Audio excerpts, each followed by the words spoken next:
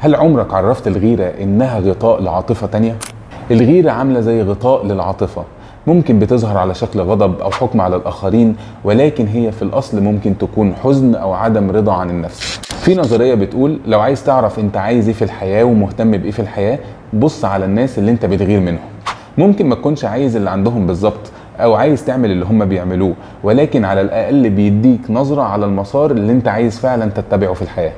اما نستخدم الغيرة للحكم على انجازات الاخرين او تقييمها، فاحنا كده بنقع في الجانب السلبي من الغيرة اللي بيوصل للحسد وبس. لكن لو استخدمنا غيرتنا ان احنا نعرف احنا عايزين نحقق ايه في الحياة، فاحنا كده بنتعرف على الغيرة من منظورها الايجابي. فممكن نفكر في الغيرة كده: لو شفت حد عنده حاجة انا عايزها او بيعمل حاجة انا نفسي احققها، فبدل من ادانة الشخص ده او السف على انجازاته علشان ابرر تقاعسي، اوجه كل طاقة الغيرة دي في العمل الدؤوب فعلا علشان احقق اللي انا عايز احققه.